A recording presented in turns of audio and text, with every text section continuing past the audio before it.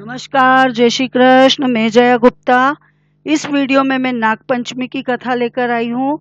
नागपंचमी का व्रत सावन मास के कृष्ण पक्ष की पंचमी को किया जाता है, जिसमें नाग देवता बनाए जाते हैं, उनकी पूजा की जाती है और साथ ही ठंडा बासी बनाया जाता है और उसी को खाया जाता है। तो आइए देखें नागपंचमी व्रत की कथा। एक साहूकार था, उसके 7 बेटे थे और 7 बहुएं थी। एक दिन सातों बहुएं लीपने के लिए और दीवारों पे मिट्टी लगाने के लिए मिट्टी लेने खदान में जाती है। तो वहां मिट्टी खोदने पे एक सांप निकल के आता हैगा। तो सारी देरानियां जेठानियां उस सांप को मारने लगती है। तो उनमें जो छोटी बहू होती वो मना कर देती है। वो कहती है कि आप इसको मत मारो, ये तो मेरा धर्म का भाई है। और वो बोलती है कि मेरा पीरम बाप बाम्बी में सांप।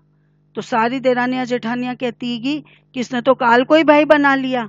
अब इसको कल है ना छाने लेने के लिए भेजेंगे, वहां सांप निकलेगा और वो इसको डसेगा, तब इसको पता चलेगा कि काल को भाई बनाने का मतलब क्या होता है।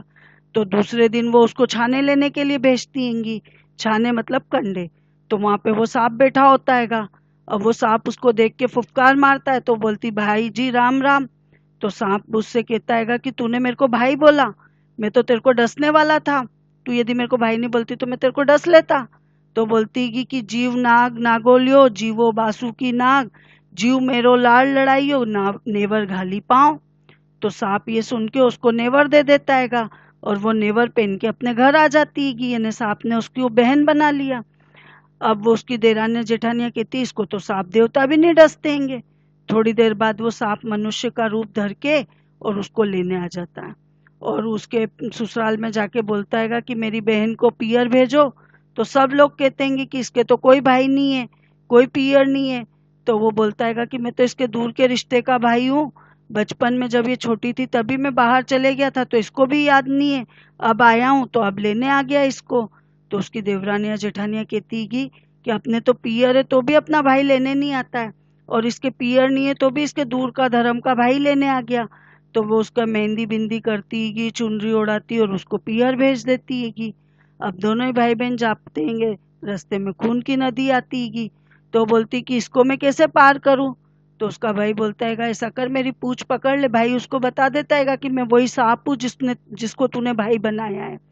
तो वो कहता है ले मेरी पूंछ पकड़ ले। तो जैसे ही वो उसकी पूंछ पकड़ के नदी में जाने लगती है, तो खून की नदी तो दूध की हो जाती है और वो दोनों भाई बहन नदी पार कर लेते हैं आराम से। अब जैसे ही वो पियर पहुंचते हैं तो सांप वहां उसके खूब लाड़ लड़ाते हैं, खूब लाड़ चाव करते हैं उसके। और इस तरह से उसको पियर में रहते रहते खूब दिन हो जाते हैं। वो सांप की माँ को ही अपनी माँ भी बोलती है। अब एक दिन उसकी माँ उससे कहती है कि बेटी मैं बाहर जा रही हूँ, तो तेरे भाइयों को दूध ठंडा करके पिला देना। और वो भाइयों के लिए दूध ठंडा करने लगती है, इतने में कोई पड़ोसन घंटी बजा देती है। तो सारे सांप भाई आ जाते हैं और वो गरम गरम दूध पीने लग जाते हैं। अब वो गरम दूध पीते तो कोई के तो फन जल जाता उस गरम दूध से, कोई की पूंछ जल जाती है। तो सारे भाई गुस्सा हो जाते हैं, कहते हैं कि इसने हमको जलाया तो हम तो इसको काटेंगे। तो फिर उनकी माँ उससे कहती कि छोड़ दो, ये तो तुम्हारी बहन है, ये तो तुमको आशीष देगी, जो तुमको फलेंगे। तो भाई छोड़ देते हैं। अब एक दिन उसकी और उसकी वो पड़ोसन से लड़ाई हो जाती है। तो पड़ोसन उसको ताना मारती है और कहती है कि मेर खाड़िया बाड़िया भाई की सोगन खा। तो उसका भाई सुन लेता है वो सांप। तो वो अपनी माँ से बोलता है कि अब इस बहन को यहाँ रहते रहते खूब दिन हो गए, तो अब तो इसको सासरे भेजना चाहिए। तो उसकी विदा के लिए खूब सारा धन देते हैं और उसको विदा करने लगते हैं। तो जो चाची ताई होती है उनकी, वो सांप परिवार की, वो बोलती कि भाई थारा लाड़ तो खूब करियारी, पर तो 6 कोठा की चाबी दी, 7वां कोठा की चाबी नहीं दी, थारे पे विश्वास को नहीं है। तो वो सांप से बोलती कि मेरे को 7वें कोठे की चाबी क्यों नहीं दी। तो भाई बोलता है कि 7वें कोठे की चाबी लेगी तो पछताना पड़ेगा। पर वो तो जिद करने लग जाती है, तो चाबी दे देता है वो। अब वो चाबी लेके और 7वां कोठा खोलती है तो देखती उसमें तो एक बूढ़ा अजगर बैठा होता है। तो उसको देखते ही वो अजगर फुफकार मारता है। तो बोलती है कि बाबू सा राम राम। तो अजगर बोलता है कि तूने तो मेरे को बाबा सा कह दिया। तो बोलती मैं नहीं तो मैं तो तेरे को डस लेता। तो बोलती कि आप मेरे धर्म भाई के पिता हो तो मेरे भी धर्म पिता हुए, तो आप मेरे को कैसे डसते, मैं तो आपकी बेटी हुई।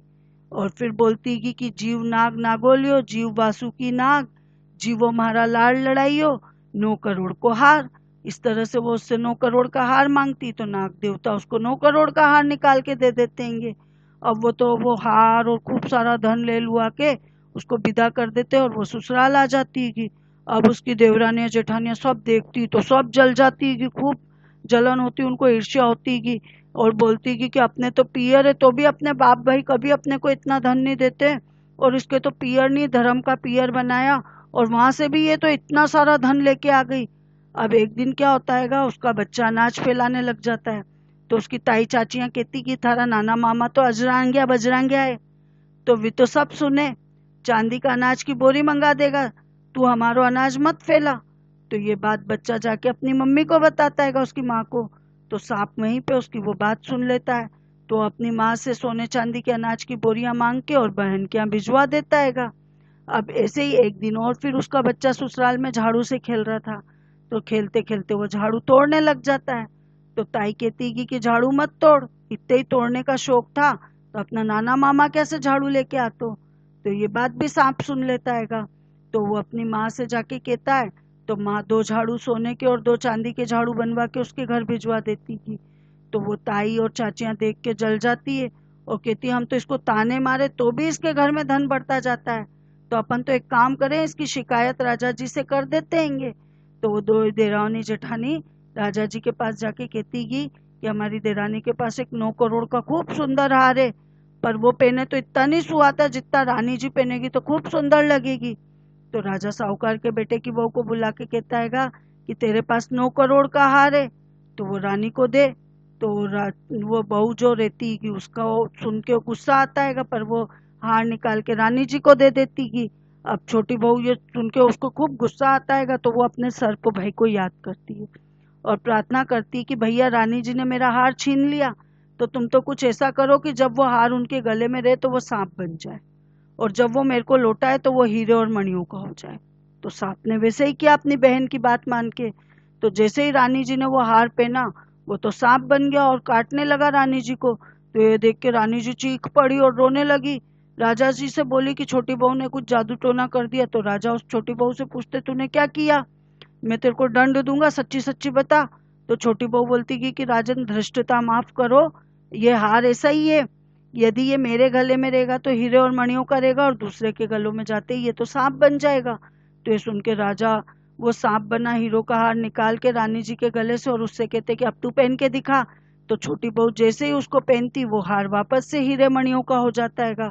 तो ये देख के राजा को उसकी बात पे विश्वास हो जाता है और वो प्रसन्न होकर उसको खूब सारी मुद्राएं पुरस्कार के रूप में देता है। अब छोटी बहू जो रहती वो अपना हार और वो सारा धन वगैरह लेके घर आती की। तो उसका इतना सारा धन देख के वो जो बड़ी बहू और उसकी जो भी देरानी जेठानियां रहती वो ईर्ष्या के कारण उसके पति को सिखाती कि कहती कि छोटी बहू पता नहीं कहाँ से खूब सारा धन लेके आ गई है की। तो ये सुन के उसके पति ने अपनी पत्नी को बुला के कहा कि ठीक ठीक बता, ये धन तेरे को कौन देता है। तो वो सांप को याद करती और कहती कि देवरान मैं सारी देरानी जेठानियां हम मिलके खदान में मिट्टी लेने गई थी, वहां सांप देवता निकले जिनको ये सब मारने लगी, तो मैंने उनको मारने नहीं दिया और उनसे कह दिया कि ये तो मेरा धर्म का भाई है, मैंने उसको धर्म का भाई बना लिया क्योंकि मेरे पियर नहीं था। तो उन्होंने ही मेरे को ये सब धन दिया, और उसने सब सांप को याद किया था। तो सांप उसी समय प्रकट होकर कहता है कि यदि मेरी धर्म बहन के आचरण पे संदेह किया तो तेरे को खा जाऊंगा, डस लूंगा। तो ये सुन के छोटी बहू का पति खूब प्रसन्न होता है, सांप देवता का बहुत सत्कार करता है। उसी दिन से नागपंचमी का त्योहार मनाने लगते हैं और स्त्रियां सांप को भाई मान के उनकी पूजा करती है। और राजा जी भी मुनादी करा देते कि नागपंचमी के दिन सब ठंडा रोटी खाएंगे, कहानी सुनेंगे, बायना निकालेंगे, नाग देवता की पूजा करेंगे। हे नाग देवता, जैसे उस छोटी बहू को पियर वासा दिया वैसा सबको दीजो, कथा कहता सुनता ओंकारा भरता का सारा परिवार दीजो।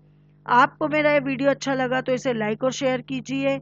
अभी तक यदि आपने मेरे चैनल को सब्सक्राइब नहीं किया है तो कृपया मेरे चैनल को सब्सक्राइब कीजिए, बेल आइकन को हिट कीजिए।